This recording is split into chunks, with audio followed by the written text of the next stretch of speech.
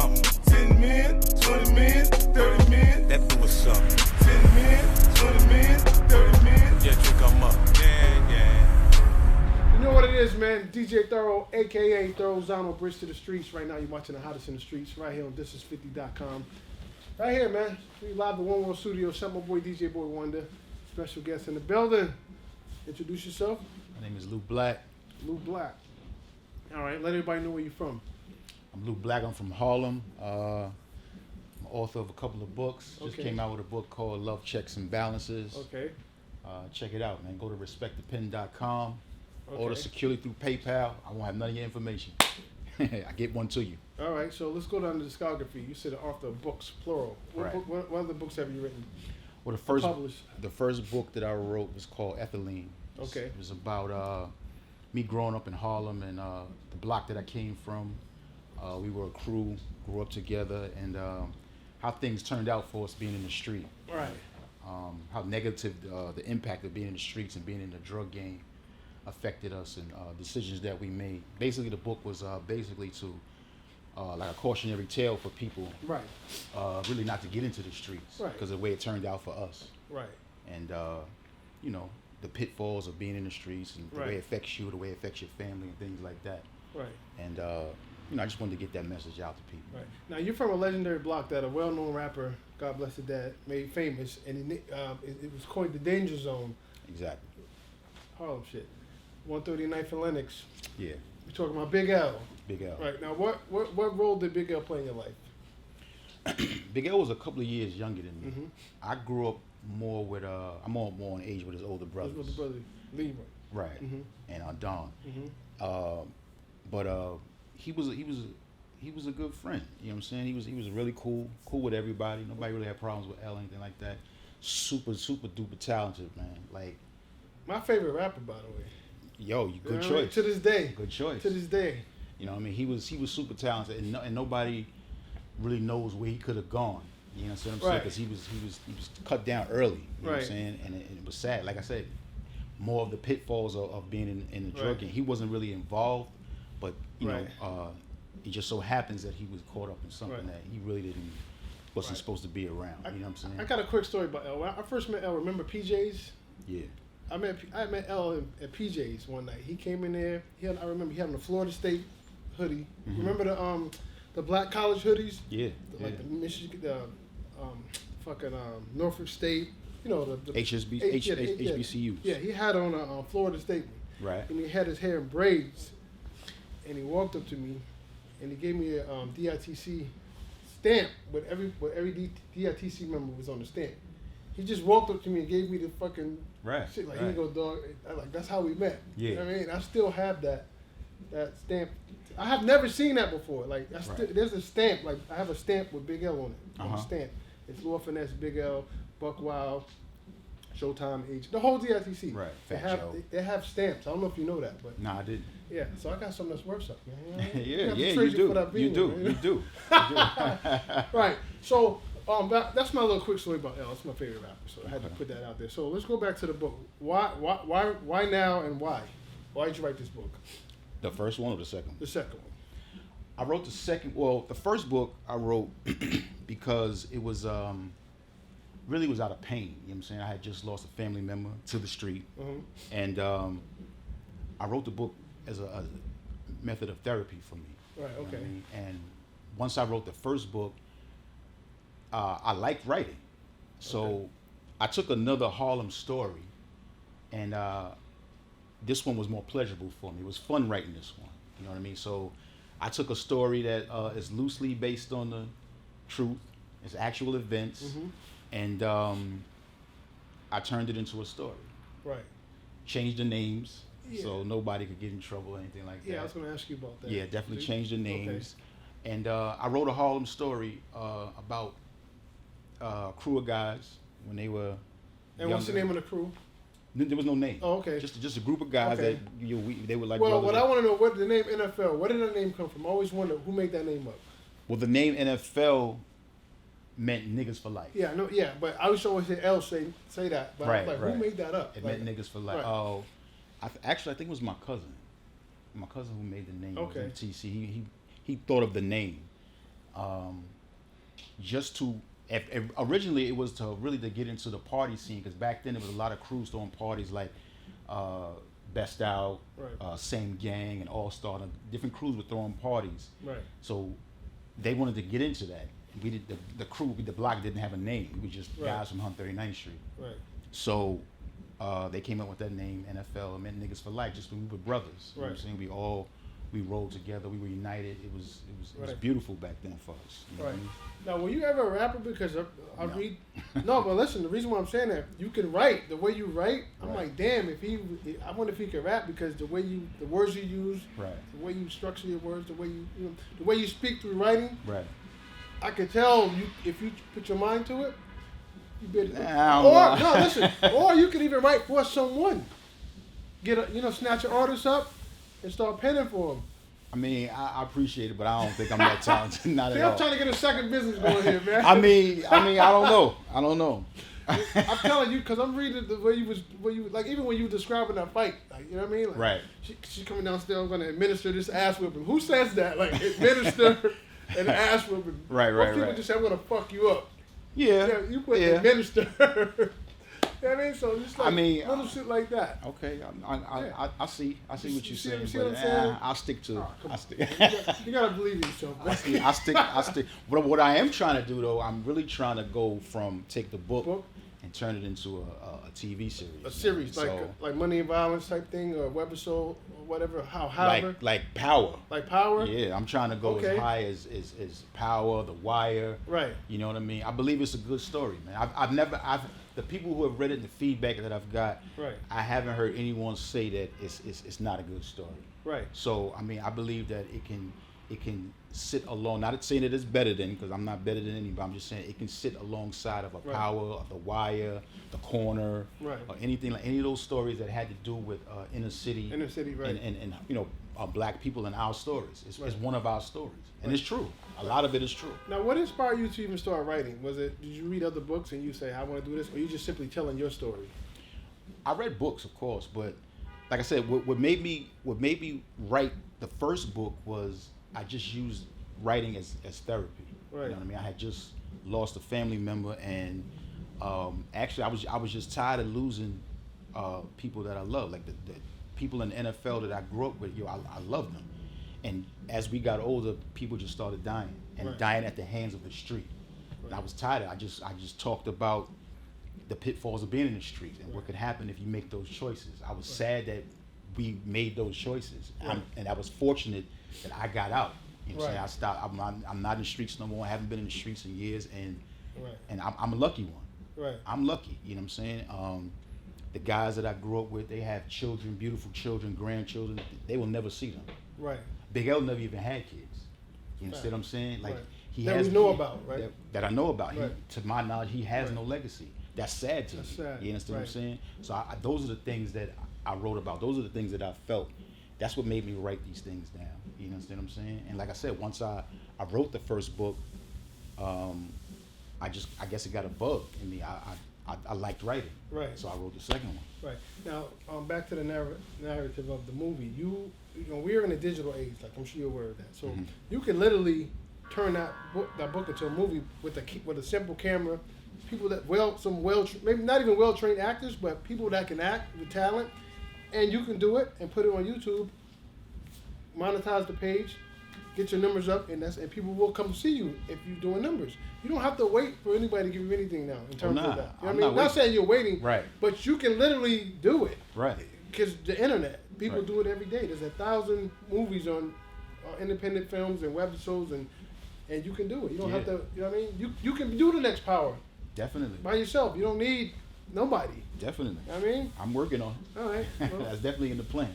Right. So, and me as your manager now, I'm sorry.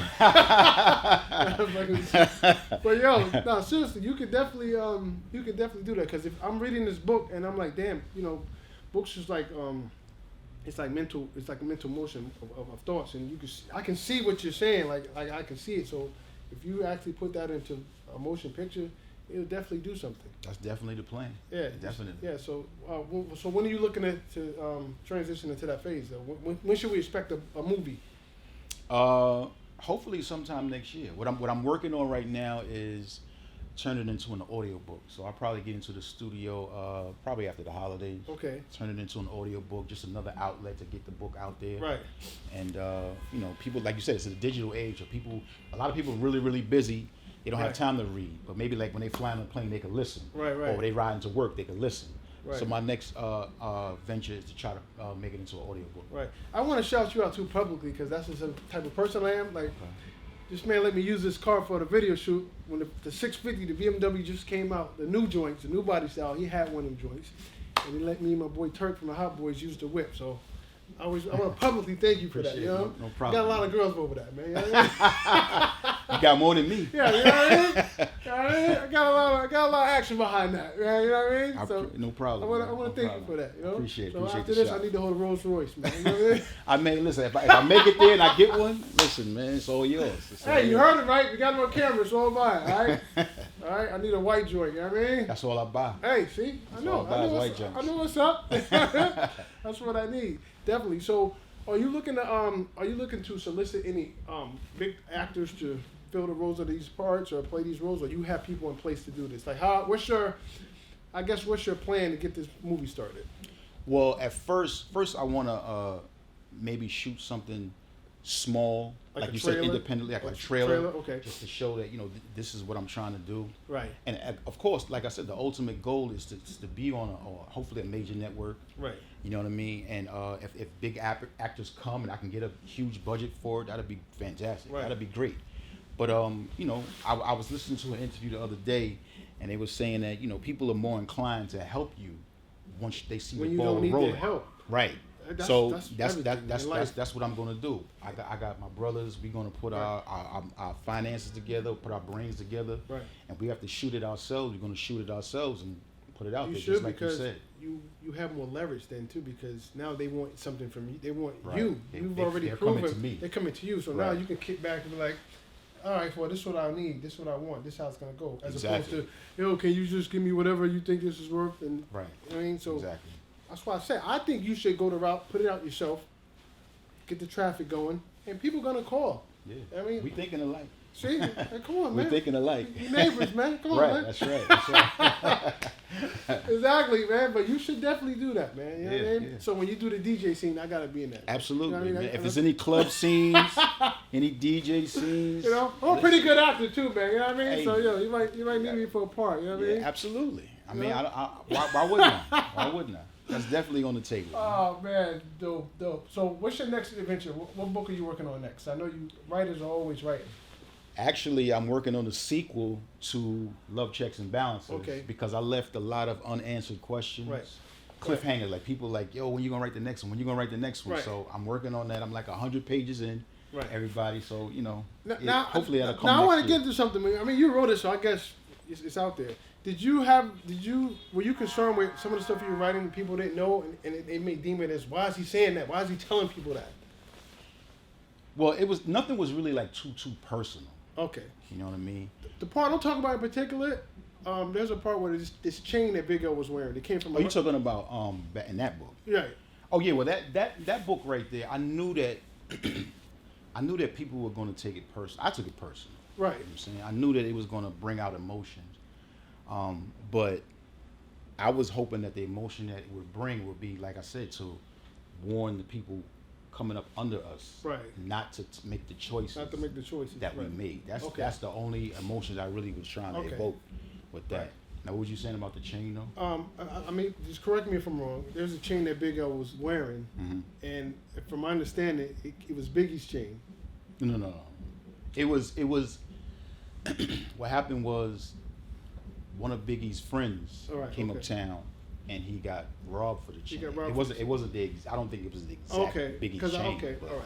His man had the exact same cross or whatever. Oh, okay. I mean, because the way it was told to me was, somebody took Biggie's chain, and somehow L ended up with it, and I'm like, why is somebody telling who? Like, and even I was like, why would they?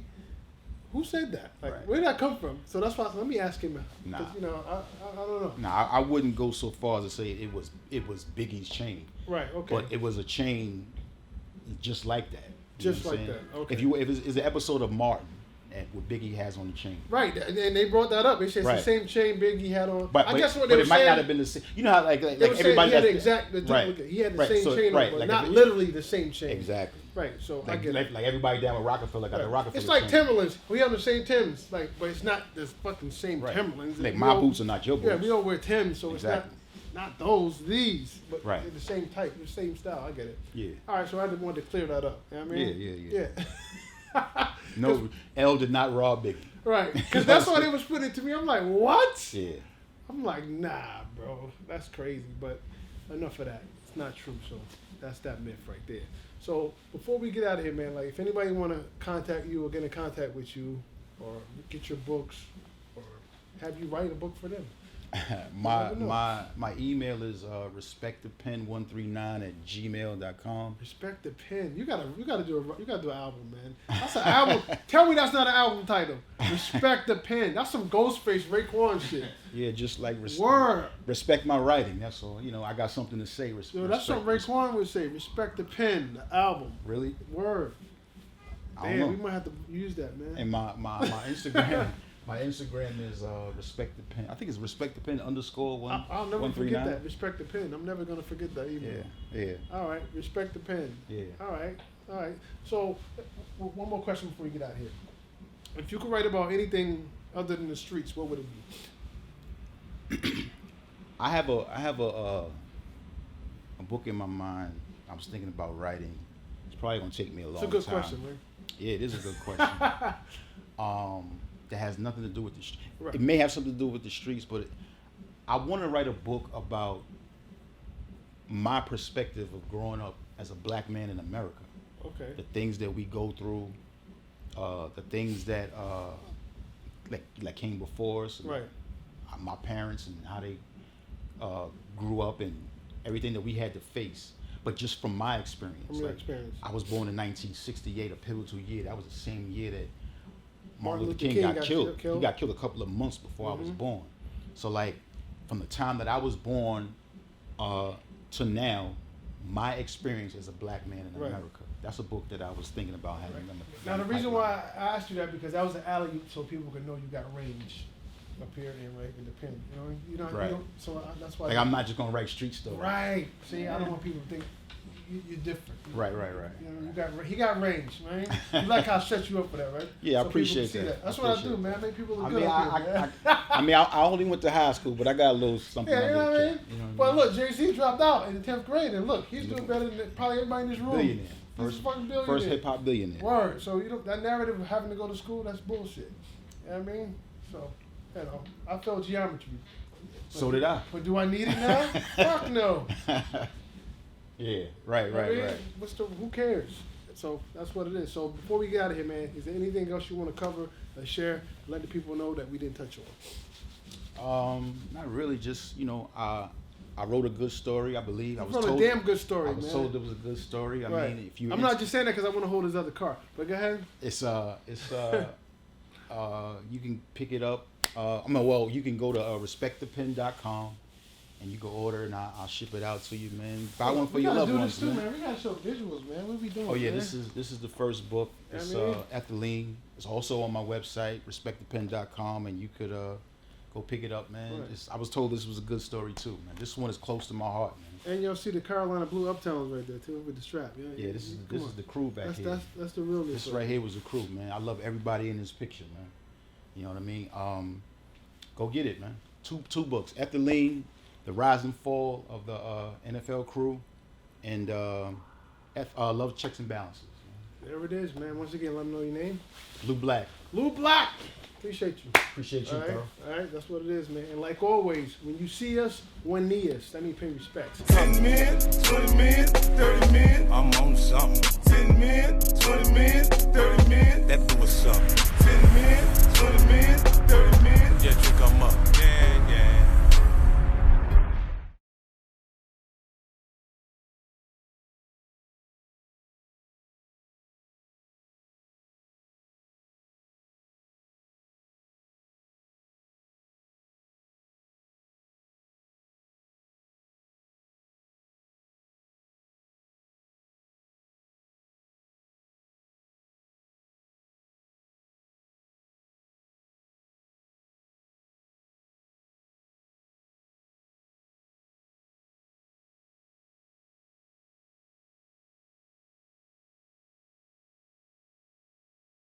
men,